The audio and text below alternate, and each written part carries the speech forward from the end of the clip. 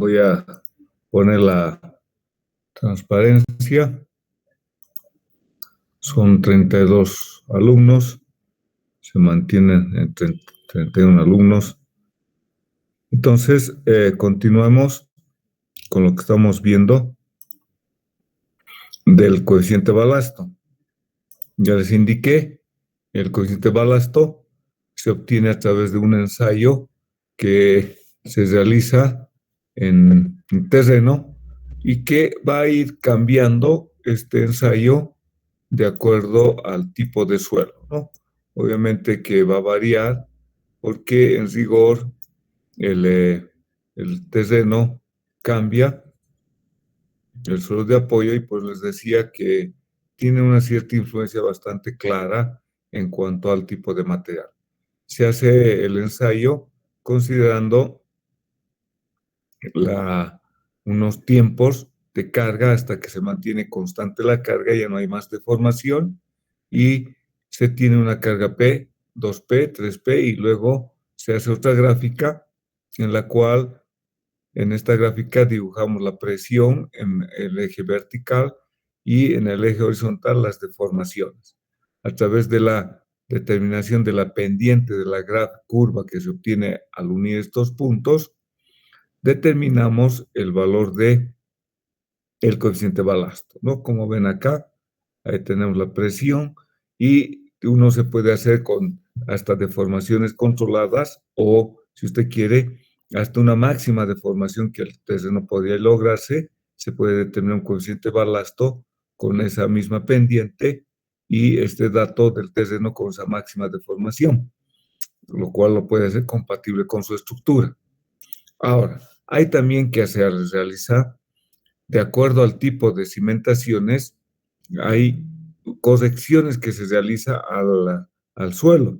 Acá les voy a mostrar también cómo se tiene en la bibliografía del libro que les he pasado. Ahí están las ecuaciones que consideran para corregir, ¿no? Cimentaciones en arenas, se usa la corrección que estamos viendo y que le estamos mostrando, en este caso, cimentaciones en arcillas, y entonces no es que estamos haciendo algo raro, sino que simplemente les estoy mostrando las ecuaciones para poder modificar del ensayo de la placa, que tiene un diámetro de 30 centímetros, hay de 30 y 70. En el libro de Calavera tienen también coeficientes de balasto en la última página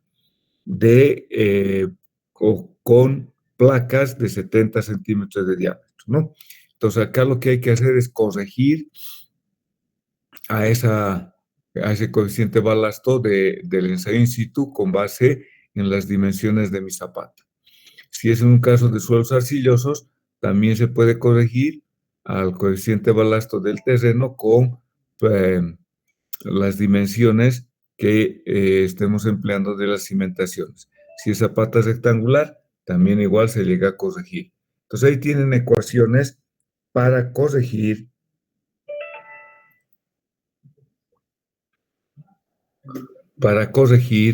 el coeficiente balasto de acuerdo a el tipo de cimiento. Hay acá una tabla en el cual, como se dan cuenta, estamos hablando del coeficiente balasto vertical, hay el otro que es horizontal, y de acuerdo al tipo de suelo, según la clasificación SUGS, fíjense el rango, está en kilogramos centímetro cúbico, como unidad si fuera de densidad, pero como les digo, no son unidades de densidad, y nos están dando rangos, ¿no? El rango y el valor promedio. Entonces, de 14 a 20, de 11 a 19 kilogramos por centímetro cúbico. En el caso de arcillas, es coeficiente de balasto bastante bajo con respecto al de las gravas. Entonces, el suelo de apoyo para las para plateas de fundación es bien importante el tener el dato de el coeficiente balasto para las modelaciones de algún software. Vayamos entonces ahora al diseño de las losas método rígido convencional. cómo vamos a hacer y vamos a entrar a un ejemplo que es obtenido del libro de Brajadas. Bueno,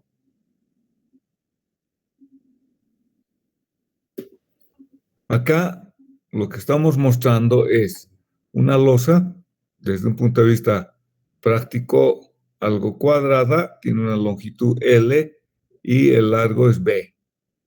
Y en cada punto de las columnas estamos llamando P último 1, P último 2, 3, 4, ahí hasta el 8 y 9, ¿no? Que le llamado PN último. Y tenemos como es medio rectangular o cuadrada, si usted quiere, a las mitades de cada una de esas longitudes estará el centro de gravedad de la losa. Entonces, acá lo que se determina también es el núcleo central de inercia, que tiene un ancho de L sextos. En realidad, si L sextos más L sextos, el ancho del núcleo central total es L tercios y el largo B tercios, ¿no? Entonces, si suma usted B sextos más B sextos, esto es B tercios. Entonces, se tiene que calcular el núcleo central de inercia, se tienen las dimensiones de la losa. Esto en forma tentativa, por si acaso, ¿no? Ahora, ¿qué es lo que hacemos paso a paso según esta metodología? Y luego vamos a ver la metodología del libro de Brajadas, que es también algo parecida a esta. Calculamos la resultante de las cargas, la sumatoria de las cargas P sub I, donde nos dice que P sub I es la carga muerta más la carga viva.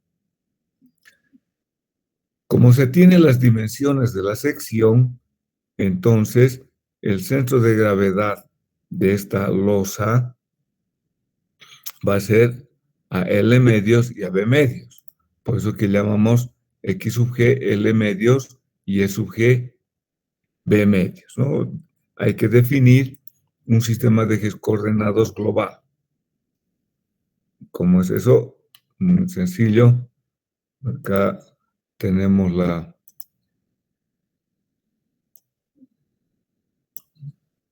losa.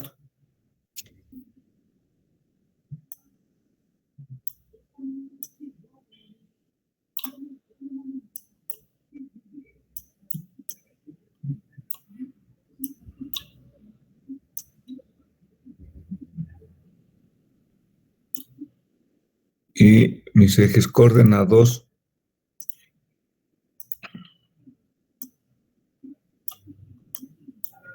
que le está denominando el eje X, el eje Y. Entonces este es el eje X, este va a ser el eje Y, globales, y el eje Z.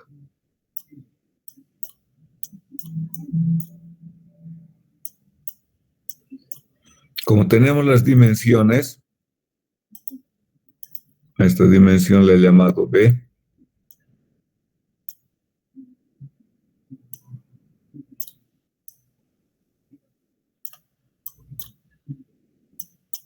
Y esta dimensión le he llamado L.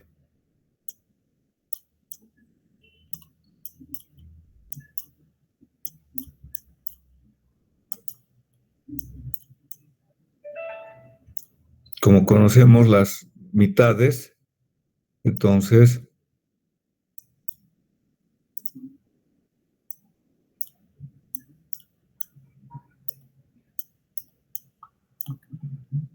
las mitades de cada longitud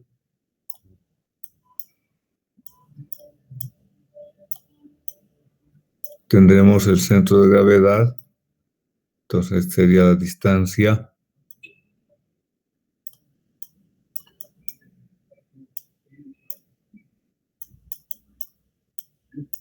y sub G, y esta distancia sería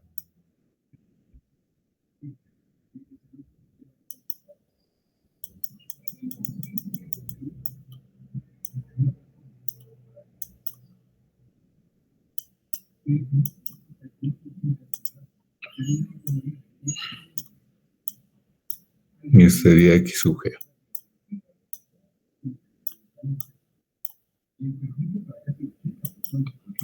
Entonces este punto correspondería al centro de gravedad de la losa. La sumatoria de las cargas, y ahí tienen las distancias, y lo que está haciendo es tomar momento, como tengo la resultante, acá tengo las cargas, tenemos la ubicación de las cargas.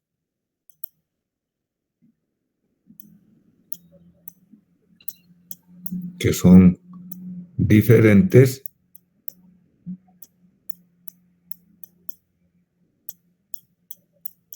que en este caso, bueno, están de esta manera distribuidas, ¿no?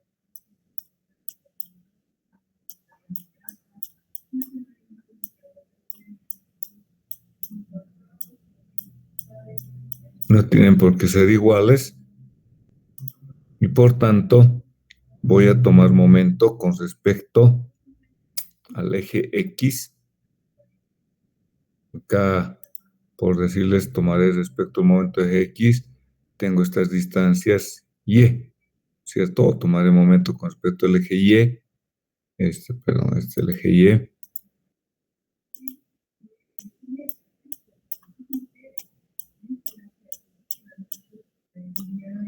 Este es el eje X. Entonces, la idea es tratar de hallar la posición XR y E sub R y simplemente realizamos haciendo, por ejemplo, le llamamos XR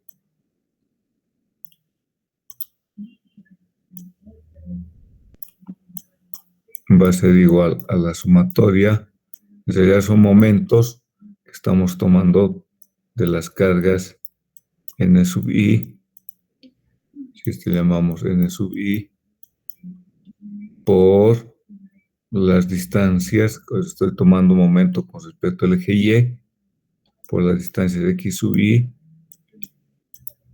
más, si hubiera momentos, entonces tendrías que tomar más los momentos en las direcciones X sub Y. Y todo ello lo dividiría por R, que es la sumatoria de todas las cargas. Lo mismo haría para Y sub R. Va a ser igual a la sumatoria de las cargas N sub I por las distancias en sentido vertical y sub I más los momentos en la dirección del eje Y sub I y todo dividido a R. Entonces, acá lo que estoy haciendo es tratar de hallar en algún punto, encontrar dónde se encuentra. En este caso sería esta la distancia. Imaginemos, voy a colocar acá una pequeña crucecita. Esta va a ser la distancia.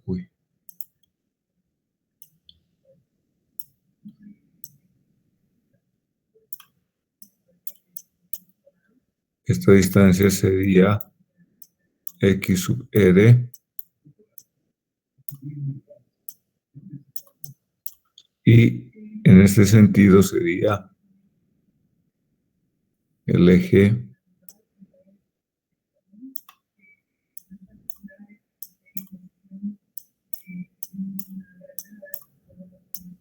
Y sub R. Nos representaría acá la ubicación de la carga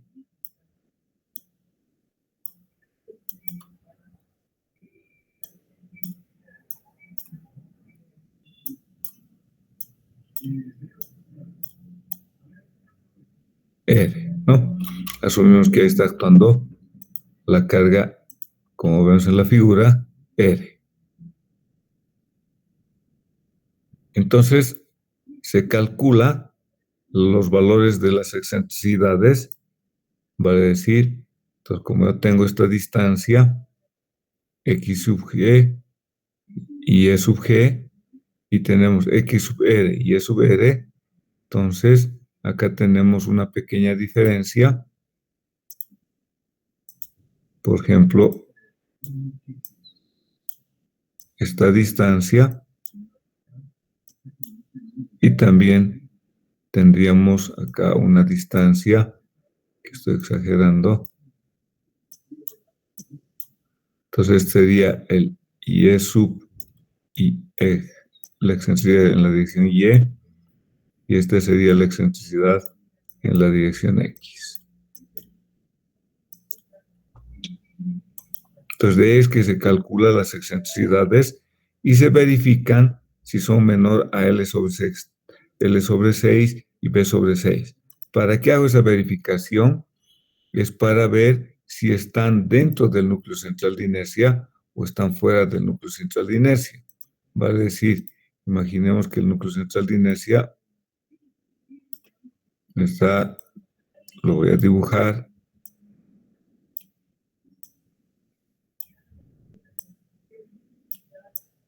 Acá, que lo que tiene acá, que tiene L sextos, es la mitad del núcleo central de inercia, la otra mitad es B sextos, B sextos, B sextos es B tercios, ¿no?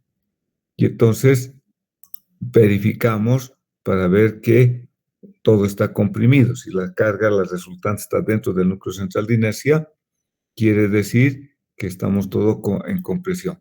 Si la resultante estaría en el borde, es que vamos a tener un diagrama trapezoidal. Ese es el detalle. Entonces, ¿qué quiere decir? Si la excentricidad es, estoy en un vértice, mi diagrama de presiones hacia el suelo, por ejemplo, en este caso, puede darse de esta forma. ¿Ya? Algo así. Entonces, cuando yo tengo que analizar cómo son las presiones al terreno, dependiendo de cómo está la ubicación de la resultante en el núcleo central de inercia. Si está en el vértice, entonces estamos, que vamos a tener este diagrama. Si está por el centro, entonces posiblemente vamos a tener otro tipo de diagrama, algo trapezoidal. Vale decir,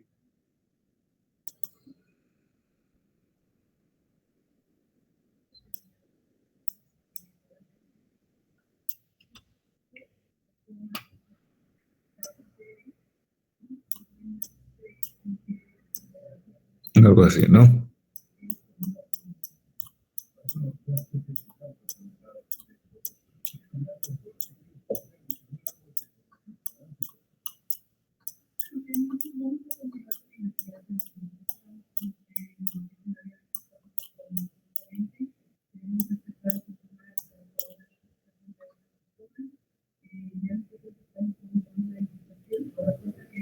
Y entonces, ¿qué calculamos ahora?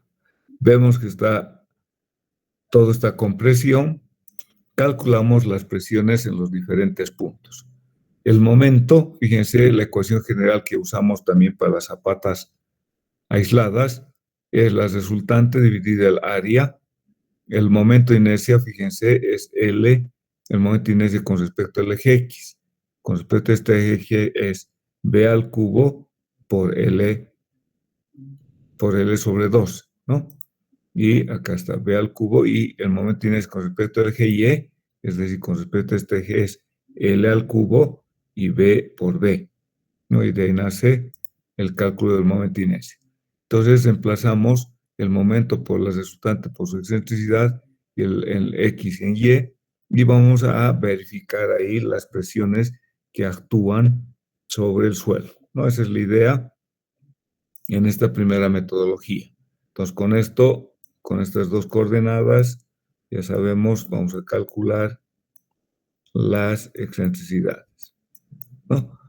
Entonces, la metodología para calcular las presiones al suelo, hasta acá estamos bastante claros, pero ahora vamos a entrar a ver cómo Brajadas nos da otro ejemplo en el cual también tenemos que realizar la corrección de las cargas que estamos transmitiendo. Entonces, vayamos al método rígido convencional del método de Brajadas. Eso, por si acaso, está en el texto de Brajadas, acá en el libro, y ustedes lo tienen. Entonces, no estamos inventando casi nada. En realidad, estamos tratando de entender cómo vamos a calcular a través de este ejemplo. Entonces, lo que hace Brajadas es, lo mismo tiene una losa, obviamente que esto en base a que en su terreno pueda dar una cierta losa. Acá ya no se puede calcular el área a partir de la resistencia del terreno, no es así. Acá ya directamente usted tiene un área y esa área, de acuerdo al tipo de material, se define realzar la losa y entonces hay que ver cómo realzar esa losa y cuánta presión vamos a transmitir a través de la losa. Entonces, yo tengo acá una losa que tiene en la dirección de Y', la longitud L, y en la dirección de X', el ancho B. Y llamamos a cada punto de las columnas de la A, B, C, D hasta el F, ¿no? Está ahí J, E, I, H, G, F. Luego, ¿qué hacemos?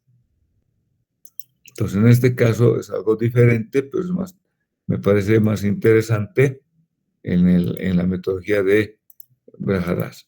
Tengo entonces la losa.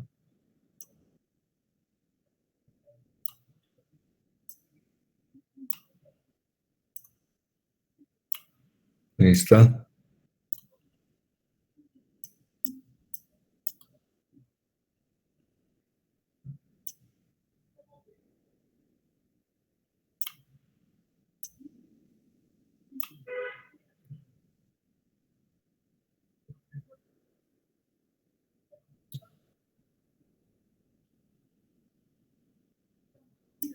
Estoy conociendo acá la carga.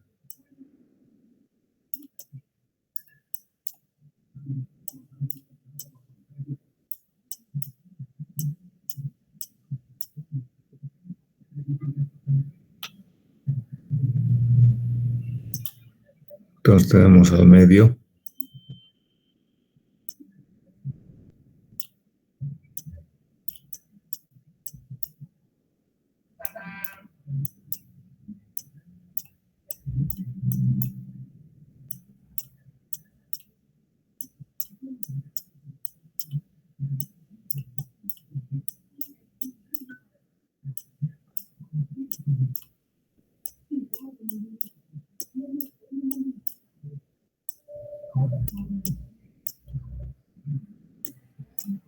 Ahí está.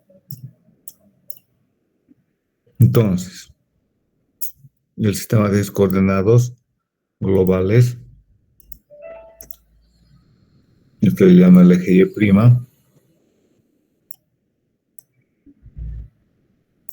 y este es el eje X', ¿no?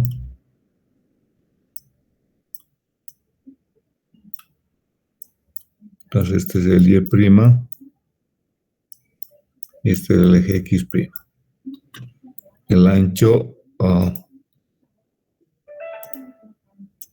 este se llama longitud L, y este es el ancho B.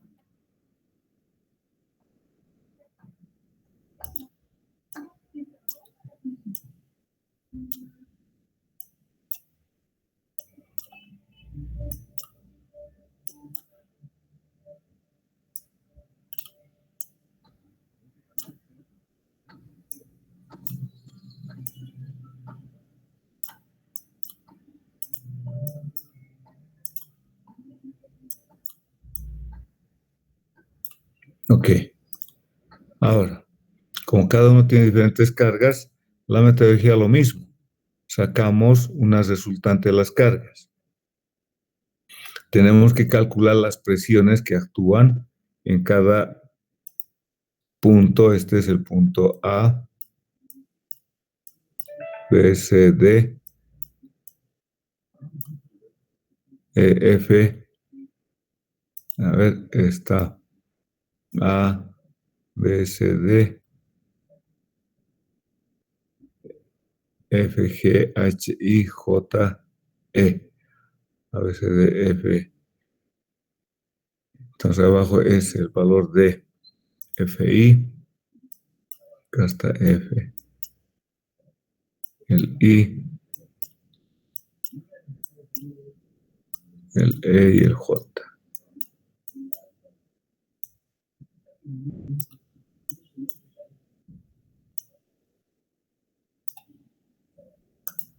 Y entonces calculamos la resultante y calculamos las presiones. Hasta ahí es similar a lo que hemos visto anteriormente. Las presiones que vamos a calcular en el paso 2, entonces como les decía, es lo mismo, calcular la presión en este punto podemos calcular en cada uno de los puntos, hemos calculado las excentricidades y ahora tenemos que hallar esa excentricidad, es decir, que de alguna manera, como este es el valor de J, entonces imaginemos que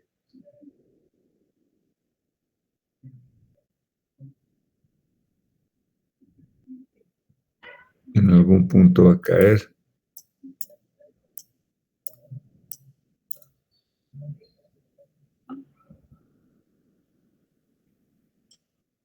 Y acá hemos determinado X sub R.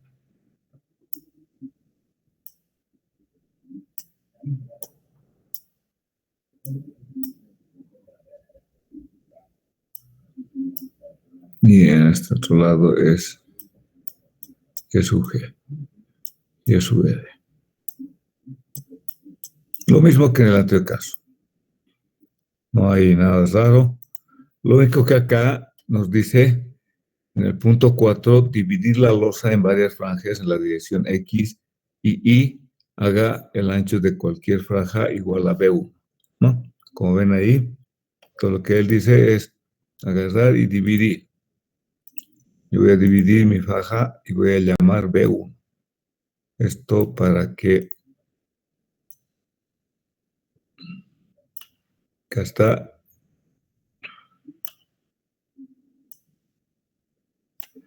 Y entonces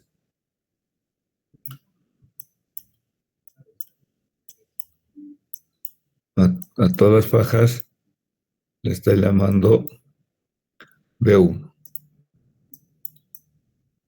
tanto en sentido vertical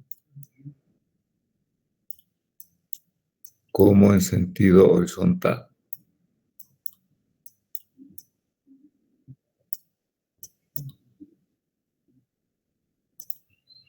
Ahí está, fíjense, tanto en sentido vertical como en sentido horizontal. Luego, ¿qué hacemos? Calculamos, por ejemplo, para la faja horizontal, esta IJ. Por acá yo voy a colocar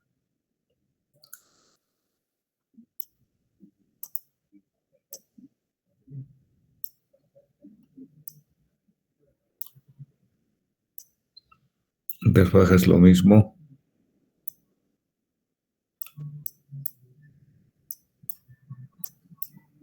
Le llama B1.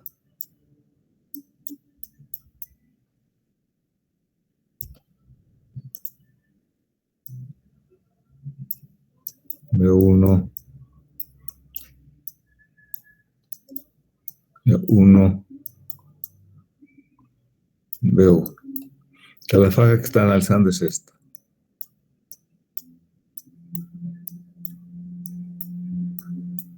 Bueno, tiene un ancho B1 y va desde la I hasta la F.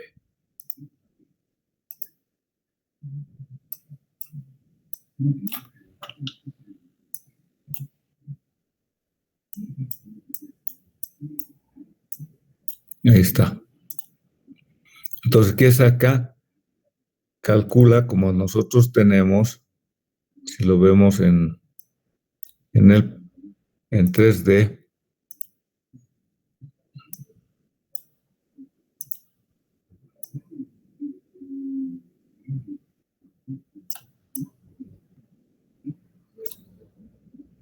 Imaginemos, es algo así.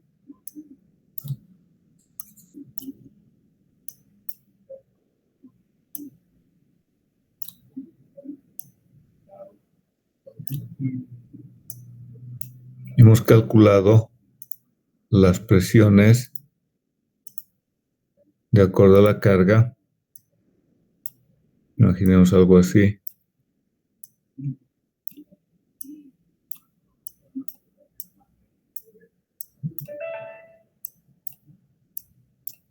No sé cómo nos ha dado.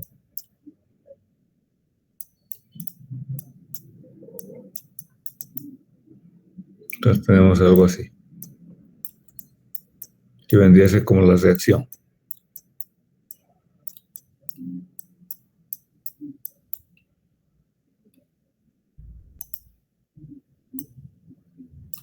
Entonces tenemos algo así.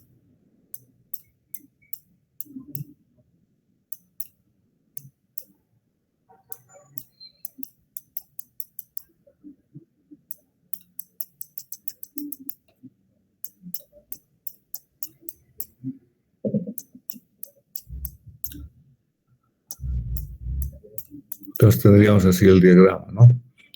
En forma general. Pero estamos analizando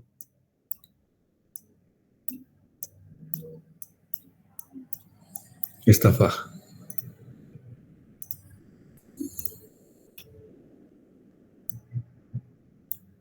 Esta es la faja que tenemos achurada.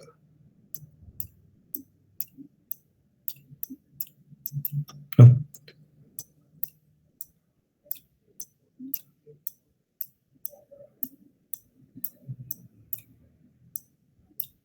Ahora bien, calcula una carga promedio. ¿Por qué? Porque tenemos acá el valor de la carga. Acá tengo Q sub I, que es la presión en el punto I. Y acá tengo Q sub F, que es la presión que actúa en el punto F, ¿no? Ahora, de ahí sacamos un valor promedio entre Q1 y entre Q sub I y Q sub F, el valor promedio. Luego, ¿qué dice? O sea, esa carga promedio, tengo el ancho, como este ancho es vale B, este ancho vale B,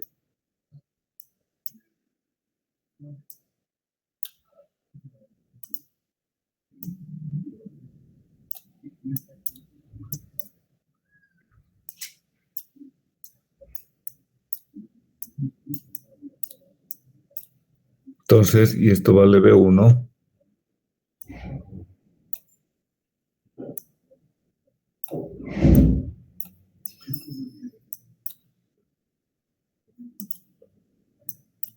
ese es el ancho que se define como B1. Entonces estamos calculando una carga promedio entre las cargas que actúan en cada columna. Acá tengo una carga, voy a colocar en color.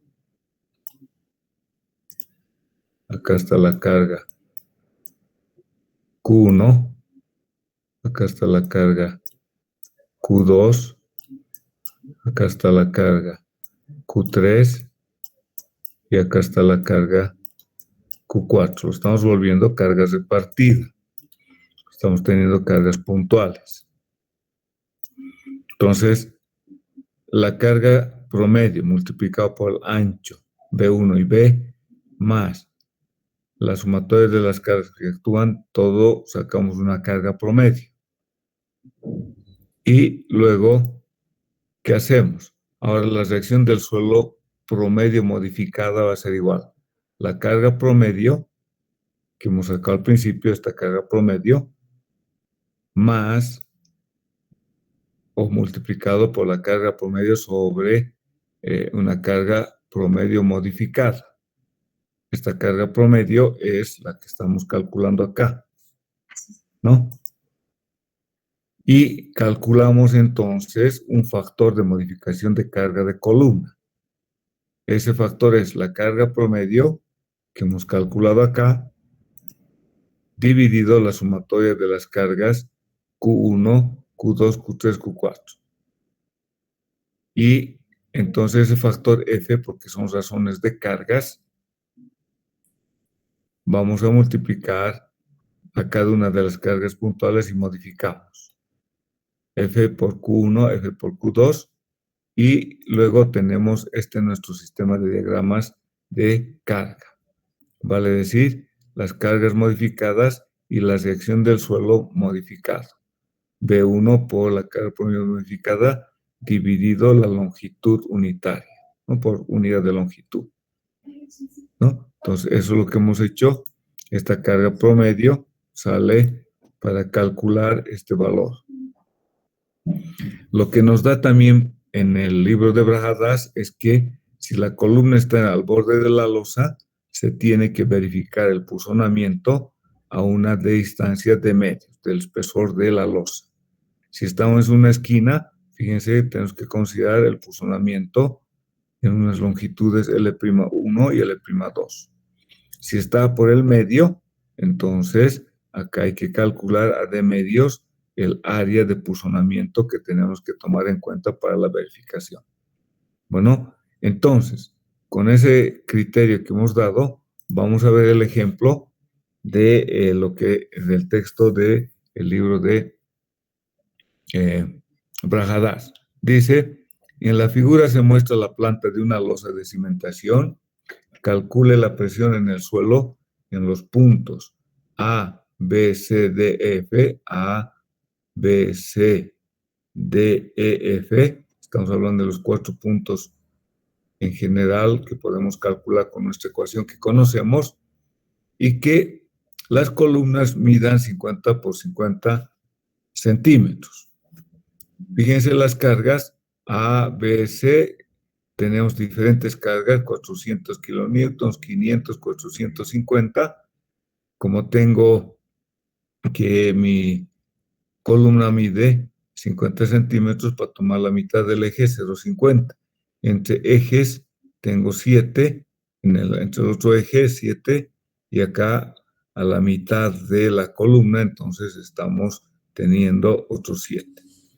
Las cargas al medio son 1500, 1200, no son iguales en cuanto a las cargas del medio son mayores, obviamente, y las extremas son también algo parecidas a las extremas de la parte superior. 400, 500 en el punto F, en el punto I y en el punto D. De ancho tenemos 8 y estamos midiendo de eje a eje. Entonces eso tiene que tomar muy en cuenta, ¿no? Que está usted considerando la distancia entre ejes. Acá las columnas son de 50. Voy a tratar de dibujar aproximadamente. Tengo 8 metros en un sentido, 8,16, y en el otro sentido tengo 7,7, 21, 21,50. Entonces debe ser más largo. Consideramos algo así.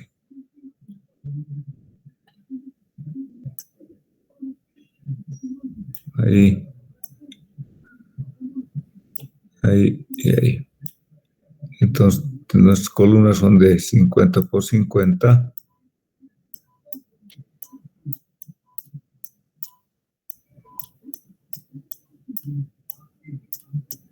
Algo así. O son 3 nada más. Ah, ya, son 3. Bueno. Esta y esta. No tengo borrador. Blanco, a ver.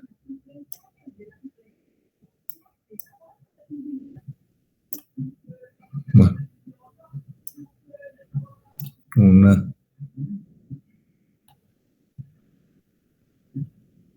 Este es 2 y este es 3. Y acá tengo 1, 2, 3,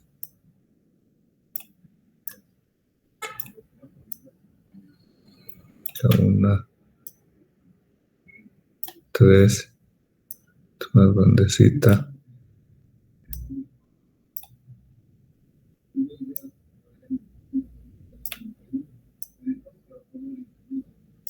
Ahí.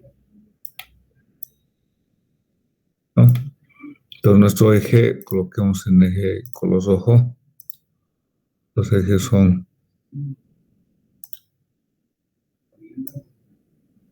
estamos teniendo estos ejes de esta manera.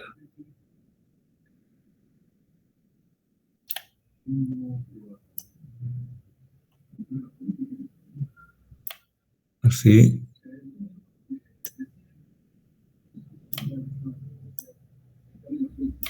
Entre ejes.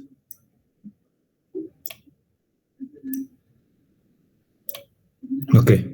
Entonces, calculamos acá la presión. Lo primero que calculamos, acá la carga Q, fíjense, la sumatoria de todas las cargas. Q va a ser 350, 2 por 400, 450, 2 por 500, 2 por 1200, 4 por 1500. Esa es la carga porque tenemos acá 400, 500, 450, 1500, 1500, 1200, 1500, 1500, 1200, 400, 500 y 350, ¿no? Entonces hemos calculado las cargas verticales. Como tengo mi dimensión, mi área va a ser 16 por 5,5 por 21,5. Eso sale de que 8 más 8 es 16, 0,25 más 0,25, 0,5. Acá 3 por 7, 21 y 0,5 0,25 más 0,25, 0,5. Entonces es 21,5 por 10,5. El momento de inercia con respecto al eje X. Acá en este caso está ya considerando los siguientes ejes. Yo tengo un eje que por lo general yo le llamo global, que es un eje que está en el borde, como muestra acá la figura, en el borde de la figura.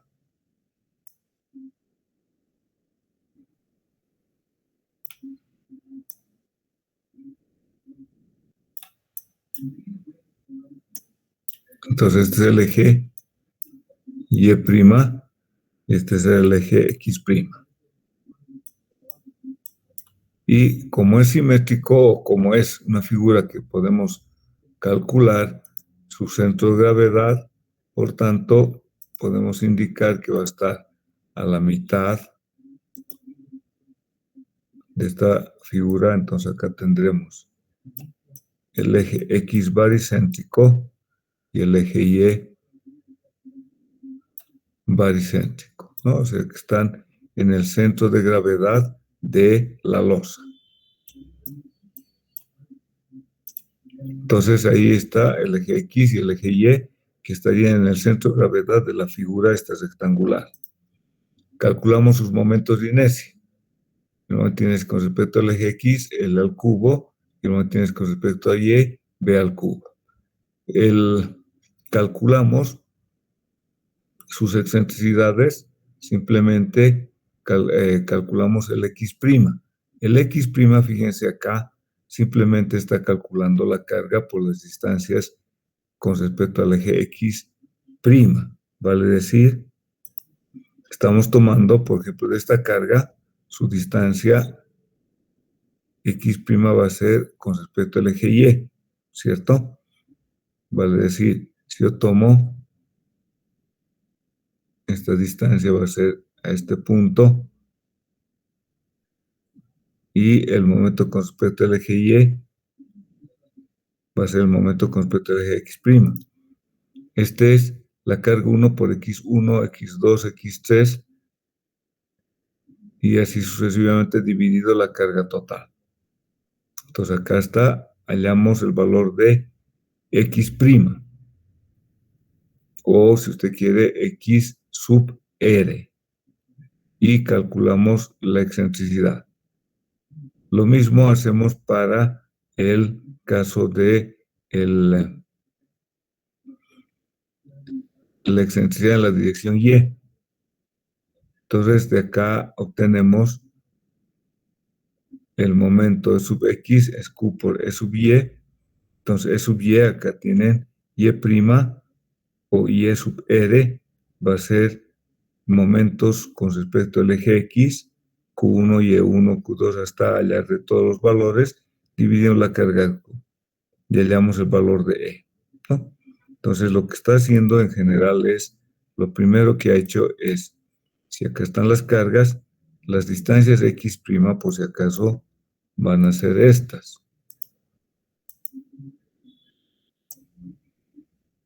Por ejemplo,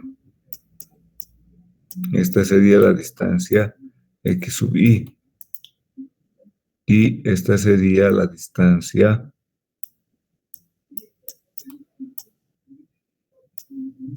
Y sub Y. Como les digo, yo puedo calcular la distancia X sub R va a ser igual a la sumatoria de las cargas normales sub I por las distancias X sub I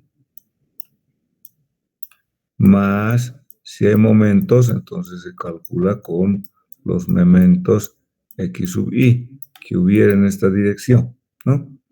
Dividido a la sumatoria de todas las cargas N sub I, o lo que es lo mismo, la carga Q. Entonces estamos hallando los momentos M sub I y M sub X. Acá tenemos el momento M sub I, es M sub X, y fíjense que la carga es la carga Q dividido el área. Acá el momento Y, ahí tiene el momento Y, hemos hallado, ¿dónde está? El momento Y es 11.000 por 0.44. Estamos tomando la distancia de sub X está negativa porque quiere decir que está en el otro lado del eje positivo, no es otra cosa. El momento acá se toma como valor absoluto, el momento va a ser la carga por el brazo de palanca, pues sale 4.880. El momento del eje Y va a estar dado por 11.000 por 0.1. Entonces ahí salen los momentos, estos son los momentos de inercia, y calculamos entonces las presiones en los diferentes puntos, X y Y. Entonces acá, por ejemplo, está hallando, por eso dice acá, menos, porque el eje E sub Y, E sub X es negativo, y el eje, la excentricidad E sub Y es 0.1, es positivo. Entonces, este sería el punto donde estaría la posición de la resultante Q. Estas serían las cargas o las presiones que actúan. Yo puedo calcular para X igual a 0 y E el valor que corresponda. Luego, para B, para C, simplemente dando las coordenadas X y Y, ¿no? Acá abajo también, para F, para E y para D. Hallamos las cargas uniformemente repartidas. Y acá está dividiendo a la mitad de la faja de 8 metros y a la mitad de la faja entre E y D, y divide en áreas, ¿no? Entonces calculamos las cargas en A, B, C, D, E, F. A, B, C, D, E y F. Estas serían las presiones que estarían actuando. Entonces, dibujado en perspectiva, tiene lo siguiente. tenemos acá, vale el valor A,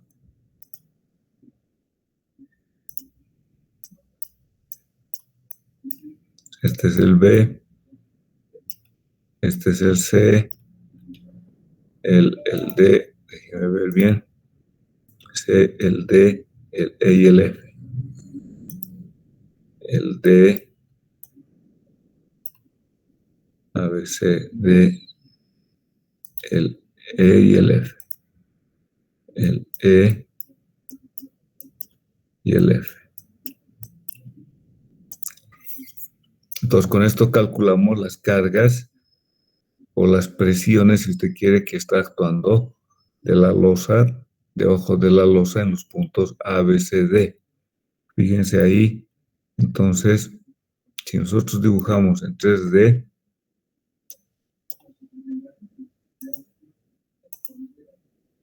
voy a esquematizarlo.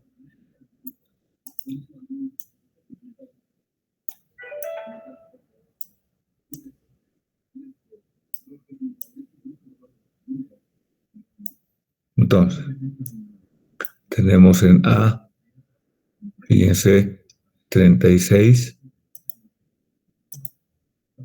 en B es 31 y en C es 26. Entonces acá hay una mayor presión, 36, voy a exagerar, 31 y 26. Entonces estamos teniendo algo así.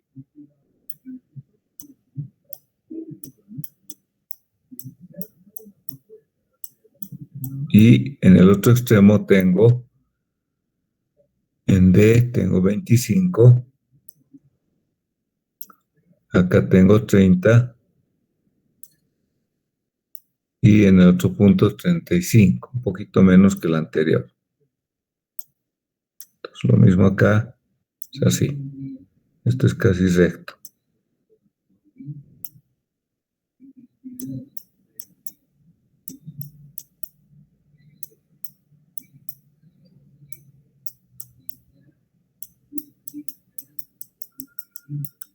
Eso tendríamos algo así, ¿no? Entonces acá, si anotamos, acá sería 36.81. En este otro punto sería 31.86. Y en este punto sería 26. Punto algo, 9. Y en el otro lado acá tengo 25,19. Acá tengo 30,14. Y el último sería 35,09.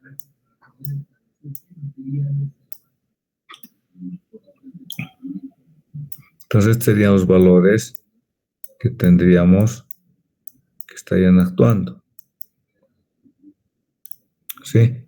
Ahora, para calcular la losa que se muestra en la figura, en 3 fajas. Fíjense acá la faja, 1, 2, 3. Entonces divide en 3 fajas. AGHF va a ser 425.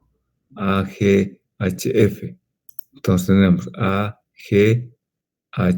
Entonces está dividiendo en estas fajas. Voy a colocar acá la faja.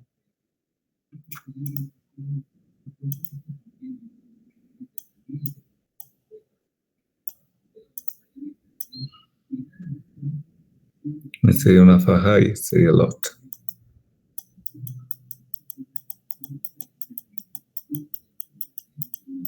Entonces ahí tienen a esta faja.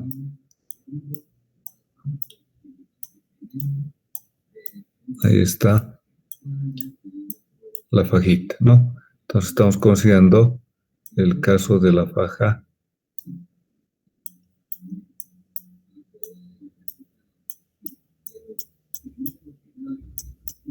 esa.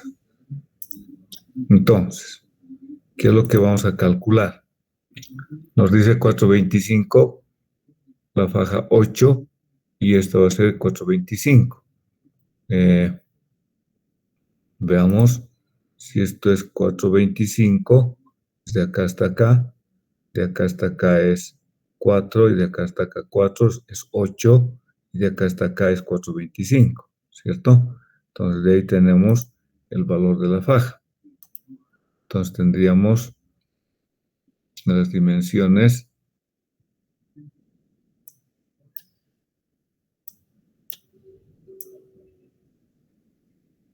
Acá sería, este es 425,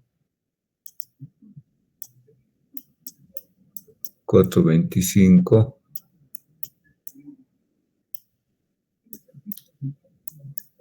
acá es 8, y acá es 425.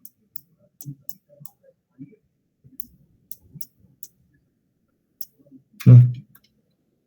Y entonces tenemos estos valores de los anchos de la faja. Nos dan la resistencia del hormigón, 220.7, y la del acero, que va a ser la 4100 más o menos. Y el factor de carga nos dice que es 1.7.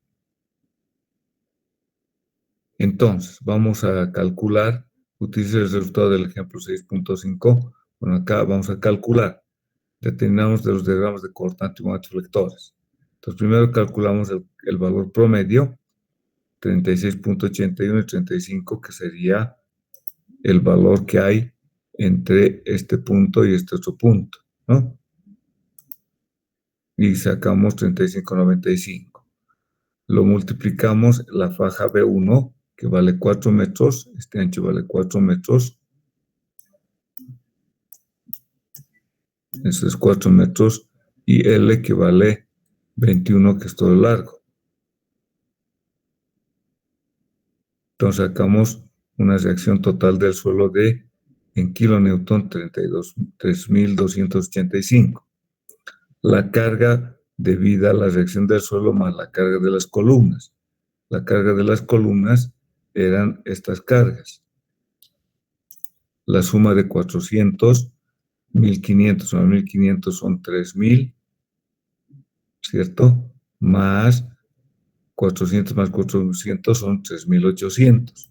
Entonces de ahí nace los 3.800. Acá está 3.800. Esta carga es la carga de multiplicar la carga kilonewton metro cuadrado de 35.95, la promedio, y multiplicamos por el ancho de la faja y el largo de la faja, B1L. Entonces de ahí sale 32.085. Sacamos la carga promedio, ¿no? Entonces de ahí tenemos la carga promedio y el factor de carga sale 1,7. Eso ya hemos visto. Acá está. ¿Dónde estamos? Acá. Y el factor de carga, 1,7. Entonces calculamos la carga promedio modificada. Estamos haciendo el mismo procedimiento. La carga de promedio, 35.95, lo multiplicamos y sacamos la carga repartida. La carga de las columnas se puede modificar de una manera similar mediante el factor de multiplicación de la carga de los 3.500 dividido la suma de todas las cargas, 0,9. Lo mismo hacemos para la otra faja, la franja GIJH. GIJH. Entonces, toda esta faja del medio. Lo mismo se hace y se calcula la carga total. Obtenemos para el caso de la faja AGHF, este sería nuestro diagrama. multiplicando a la carga que tenemos acá. 400 por 0.7 me va a dar 372.89, ¿cierto? Porque el factor F era 0.9322. 0.9322 multiplicamos por la carga. La carga es 400. 400 me da 372, ahí está, punto 89, punto 88. 1500, también 1500, porque las cargas son 1500, 1500 por 0.9322. 1380, 1398.3, ¿no? Y la carga repartida es 164, ahí está la carga de 164, donde se tiene que dividir, esto se multiplica por la 38.7, se multiplica por la longitud de los 21.25 y se obtiene la carga por metro lineal, ¿no? Y entonces tenemos, a ver acá, la carga repartida y las cargas puntuales corregidas. Entonces ahí podemos hacer los diagramas de momentos flectores y realizar el cortante. Entonces con eso ya tenemos determinado el cálculo viga por viga. O sea, hay que hacer faja por faja y determinar las armaduras para colocar en esta faja esta armadura. Se calcula con estos cortantes los posibles estribos que hay que calcular debajo de las columnas y los momentos que tenemos que colocar en la parte, en realidad el diagrama tiene que ser al revés, la armadura que tiene que ir en la parte de arriba y en la parte de abajo, ¿no? Entonces tenemos acá los diagramas de momentos, es una viga simplemente apoyada en las columnas cuyas reacciones ya conocemos. Con eso se calcula este diagrama de momentos flectores y esfuerzos cortantes, ¿no? Y ya con eso se hace y se determina la armadura. Eso ya es hormigón armado neto. Bueno, ok, con eso entonces estaríamos 75.95, 4.25, 152, ¿no? Con eso hemos visto cómo se puede calcular por fajas mediante el método rígido, haciendo las correcciones de las cargas y, como les decía, si interviene el momento, pues en la ecuación simplemente que hemos visto hace un momento, se lo introduce el momento. Este momento es para poder valorar la posición de la resultante y también en el diagrama de momentos flectores es simplemente para tener acá un pequeño incremento de momento, nada más. Entonces, con este diagrama, ese es nuestro objetivo, obtener este diagrama de cortante y momentos flectores. Bueno, entonces esto sería para el caso de la losa, método rígido que se puede calcular y realizar todas las fajas verticales y luego hacemos en sentido horizontal para tener todas las armaduras que hay que colocar. Es un poco más tedioso, pero no es nada complicado, se hace tranquilamente. Bueno, entonces con eso quedaríamos por hoy día, acá quedamos y nos vemos el día lunes para ver losas sobre lecho elástico y entraríamos también a un ejemplo y entramos al cálculo de los muros de sostenimiento. Yo creo que vamos a entrar a ver toda esa parte a la otra semana y creo que vamos a alcanzar a dar el tercer parcial posiblemente el martes 31, ¿no? Luego para ver si podemos entrar a ver pilotes más, esperemos que podamos lograrlo. Pero con calma estoy mostrándoles paso a paso el cálculo de las losas método rígido y el lunes vemos el cálculo de las losas, método flexible. Vamos a ver un método que lo da Timoshenko, que es un método del cálculo con ecuaciones diferenciales y haciendo la superposición de esfuerzos. Bueno, gracias, jóvenes. Nos veríamos el día lunes. Hasta luego. Hasta el lunes, ingeniero. Hasta luego. Hasta luego. Inge, una consulta muy breve antes. Dígame. ¿Sí? Inge, sobre lo del diseño de las losas rígidas y flexibles. En la flexible consideramos al terreno como si fuera elástico, como resortes. Claro, como resortes. ¿Usted conoce los colchones con resortes ahí adentro? ¿No ve que hay esos tipos de colchones? Entonces, algo así se considera el suelo, como si estuviéramos apoyándonos en esos colchones con resortes. En cambio, en el método rígido es con la reacción directamente de las presiones que nosotros transmitimos. Es la diferencia.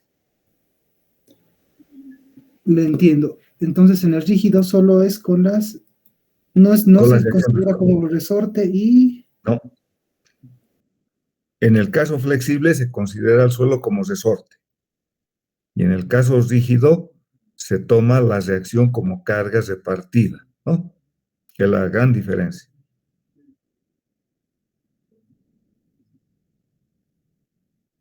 Perfecto, Inge, gracias. Sí, Inge, no. sí. Ok. Cualquier pregunta me hace. Gracias, Inge. Hasta luego. Inge. Dígame. Una preguntita. A principio de clases igual nos decía que cuando excavamos hay, digamos, la tensión de la excavación y los deducción de los vacíos. ¿Es aconsejable, Inge, después de la excavación, compactar el suelo? Sí, vamos a compactar el suelo por simplemente superficialmente, ¿no? O sea, usted acuérdese que la presión del suelo que usted está compactando, por decirles, con un masito estos de más o menos 50 centímetros o 30 centímetros, que son de hormigón y lo compactan, y otros colocan piedra encima, simplemente es bastante superficial, pero hay que verificar el tipo de material para ver cuánto ha minorado ese volumen de vacíos. Su suelo va a tener siempre su volumen de vacíos. Lo que está haciendo es superficialmente reduciendo ese volumen de vacíos. Está mejorando al terreno, ¿no? Nada más. Está bien, gracias. No tiene por qué.